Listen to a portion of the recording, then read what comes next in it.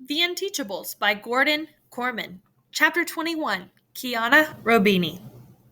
No bikini aura. That has nothing to do with bathing suits. It's an anagram of my name. Mr. Kermit has me working with Parker on anagrams to improve his reading.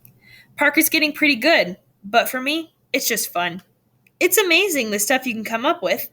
For example, Zachary Kermit can be scrambled into Crazy Tram Hike, or Aldo Braff into Fold a Barf.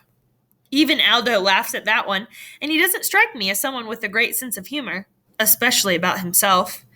He looks pretty different when he smiles, like his face is going along with all that red hair instead of fighting against it. Or maybe Aldo decides to be mellow because he doesn't have a lot of choice. His reading partner is Elaine. It's one thing to kick a locker. A locker can't headbutt you down a flight of stairs or any other of Elaine's greatest hits, like chucking a fire extinguisher at your face or giving you a new ear piercing with a fishhook.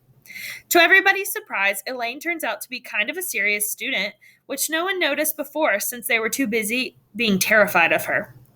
Mr. Kermit assigns them a Where the Red Fern Grows, and Elaine is totally into it. So Aldo has to read it too, even though he claims the last book he finished was Hop on Pop. The other reading group is Barnstorm, Mateo, and Raheem. This works because Mateo never shuts up, which keeps Raheem from falling asleep. Actually, Raheem is more awake lately anyway. Mr. Kermit talked to his stepdad, who agreed to move his rock band nighttime rehearsals to an alternative venue. Guess where I am? Guess where? An empty storage garage in Terra Nova Motors. Sometimes I join those guys because Parker goes to a reading specialist 3 days a week. That makes 4 of us, but it's usually 3 because Raheem isn't around much these days. Mr. Kermit got him accepted as a part-time art student at the community college on the other side of the river. Since he draws all the time anyway, it makes sense to send him somewhere. That's a good thing. It's complicated, but it works. On any given day, Barnstorm might have 3 partners, or 2, or just 1. It doesn't really make that much of a difference because the only thing he really cares about is puffy tails. Like any athlete, Barnstorm's competitive. But since he's sidelined from sports, all that competitive energy gets channeled into good bunnies. His parade of puffy tails stretches past the basket of carrots off the poster and 2/3 of the way across the wall. He's miles ahead of me in second place. Mostly that's because he won't cash them in. He's too greedy. Whenever my line of puffy tails reaches the carrots, I redeem them for a reward. Our class has already had 2 pizza parties thanks to me. Plus, I lent Aldo a bunch so he could pay off for the penalties for some late homework assignments. That was Mr. Kermit's idea.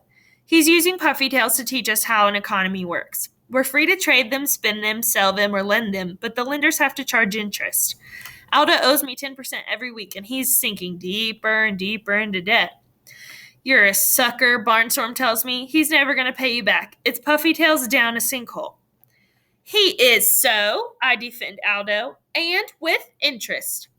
Using what? Barnstorm retorts. He's never earned a single puffy tail. Aldo leaps up. I have too. I just spent mine on fines and stuff. Sit, Elaine rumbles, and Aldo plunks back down into his chair. Barnstorm won't let it go. Name one thing you ever did for a puffy tail. Aldo thinks hard. I changed a light bulb in the projector. No, that was Raheem, Mateo puts in. In frustration, Aldo runs his hands through his red hair, which makes it even messier. Big deal. Who cares about a bunch of rabbit butts? I glare at Barnstorm. I have faith in Aldo. Oh, yeah, he shoots back? Why? It's a good question. Why would I put my trust in a bad-tempered redhead and a straight D student? Well, part of it's because I don't care that much about puffy tails to begin with, but I think the other part might be Vladimir. 8 classes a day make their way through room 115, and that lizard doesn't squeak his head off for any of them. He loves Aldo. Only Aldo. And aren't animals supposed to have instincts about people who are good at heart? I turn on Barnstorm. At least Aldo's not a tight-fisted cheapskate like you. When the year's over and we're in high school, all those puffy tails will be worthless. You can't take it with you, Elaine adds philosophically. Barnstorm is smug. At least I'll be rich. You're a Ferengi, Mateo tells him. That's a race of aliens from Star Trek. They worship money and profit above all things. Settle down, Mr. Kermit says mildly. We're free to spend or not spend our puffy tails however we choose. That's how a market economy works. As we settle back to work, we can't help thinking about what I said to Barnstorm. When the year's over and we're in high school.